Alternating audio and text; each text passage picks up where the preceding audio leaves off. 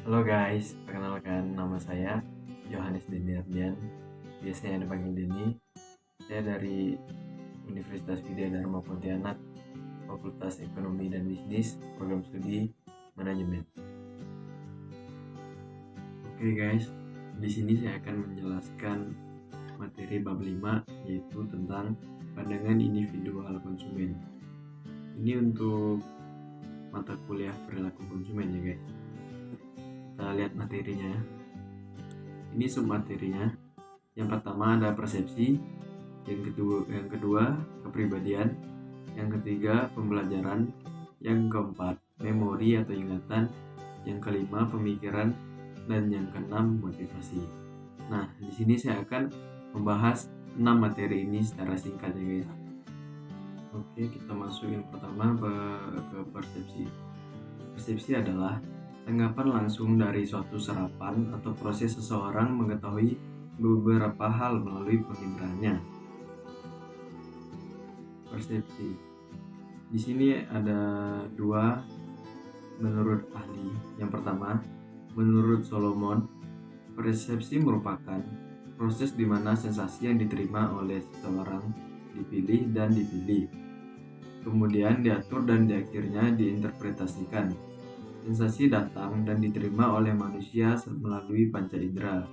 Input sensorik yang diterima oleh sistem sensorik manusia disebut stimulus.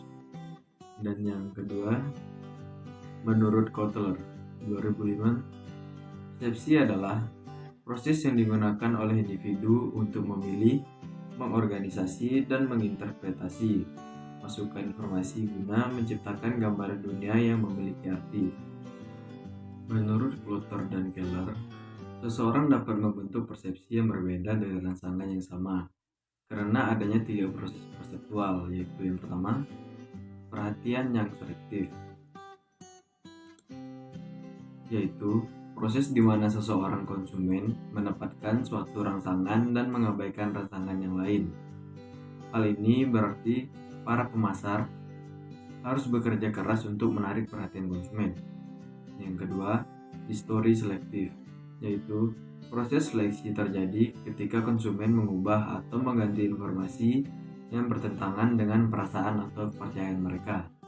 Yang ketiga, ingatan yang selektif, yaitu proses pada saat seorang konsumen hanya mengingat informasi yang mendukung perasaan dan kepercayaan pribadi. Yang kedua ada kepribadian. Kepribadian didefinisikan sebagai ciri-ciri kejiwaan dalam diri yang menentukan dan mencerminkan bagaimana seseorang berespon terhadap lingkungannya. Sifat-sifat dasar kepribadian.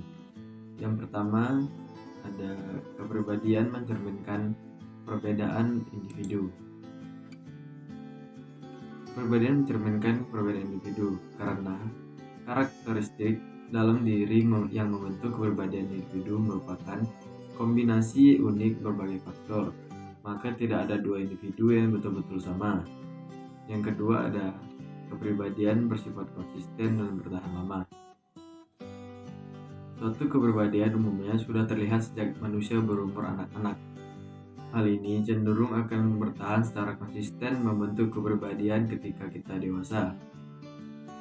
Walaupun para pemasar tidak dapat merubah kepribadian konsumen supaya sesuai dengan produk mereka. Jika mereka mengetahui, mereka dapat berusaha menarik perhatian kelompok konsumen yang menjadi target mereka melalui sifat-sifat relevan yang menjadi karakteristik kepribadian kelompok konsumen yang bersangkutan. Yang ketiga, kepribadian dapat berubah. Kepribadian seseorang dapat mengalami perubahan pada berbagai keadaan tertentu karena adanya berbagai peristiwa hidup seperti kelahiran, kematian, dan lain sebagainya. Kepribadian seseorang berubah tidak hanya sebagai respon terhadap berbagai peristiwa yang terjadi, tetapi juga sebagai bagian dari proses menuju ke kedewasaan secara berangsur-angsur. Ada 3 teori kepribadian. Yang pertama, teori Freud.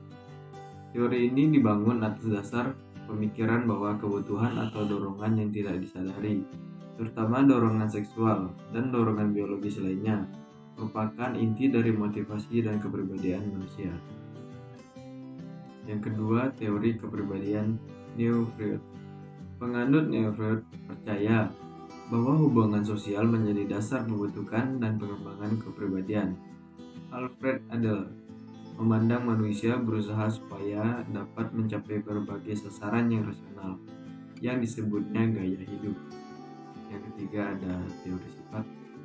Teori sifat merupakan awal penting berpisahnya dari pengukuran kualitatif yang menjadi ciri khas gerakan pengikut Freud dan Neo-Freud. Orientasi teori sifat pertama bersifat kuantitatif atau empiris.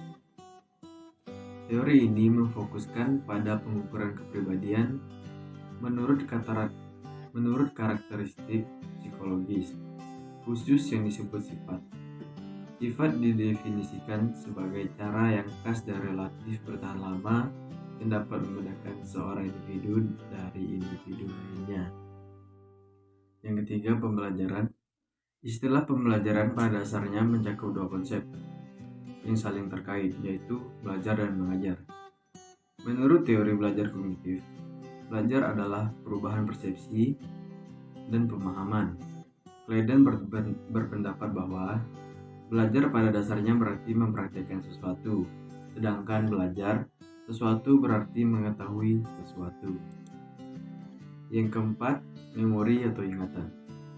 Memori atau ingatan merupakan semua informasi dan pengalaman yang kita hadapi ketika kita menjalani hidup dapat berakhir di memori atau ingatan kita. Sama halnya dengan pembelajaran. Ingatan tersebut yang akan menentukan keyakinan dan sikap kita terhadap keputusan pembelian selanjutnya.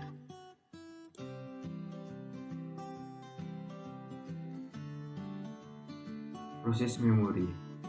Yang pertama, memori adalah proses yang sangat konstruktif karena kita tidak mengingat informasi dan kejadian secara lengkap dan akurat. Yang kedua, pemrograman memori menggambarkan bagaimana dan di mana informasi masuk ke dalam memori. Yang ketiga, secara umum, ketika seorang konsumen secara aktif memikirkan dan mengelaborasikan arti penting informasi produk atau jasa, asosiasi yang diciptakan dalam memori semakin kuat. Yang kelima, pemikiran. Pemikiran memiliki pengertian yang luas dan boleh diterangkan dalam berbagai pendekatan. Namun, berpikir merupakan suatu usaha untuk meningkatkan pengetahuan seseorang. Jadi dapat ditarik kesimpulan bahwa pemikiran adalah proses mencari makna serta usaha mencapai keputusan yang wajar. Yang terakhir, motivasi. Motivasi didefinisikan sebagai dorongan. Dorongan merupakan suatu gerak jiwa dan perilaku seseorang yang berbuat, sedangkan motif dapat dikatakan suatu driving force yang artinya sesuatu yang dapat menggerakkan manusia untuk melakukan tindakan atau perilaku, dan di dalam tindakan tersebut terdapat tujuan tertentu. Fungsi motivasi. Terdapat beberapa fungsi motivasi yang diperoleh oleh seseorang. Di antaranya adalah 1. Mendukung timbulnya suatu kelakuan atau perbuatan sehingga memotivasi melakukan perbuatan. Yang kedua, motivasi berfungsi sebagai pengarah untuk mewujudkan keinginan atau tujuan.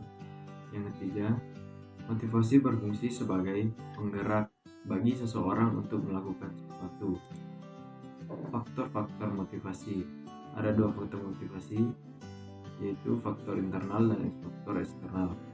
Faktor internal merupakan faktor motivasi yang bersumber dari dalam diri seseorang. Motivasi internal ini muncul akibat adanya keinginan individu untuk mendapatkan prestasi dan tanggung jawab di dalam hidupnya. Yang kedua, faktor eksternal atau ekstern. Faktor eksternal merupakan faktor motivasi yang bersumber dari luar diri seseorang.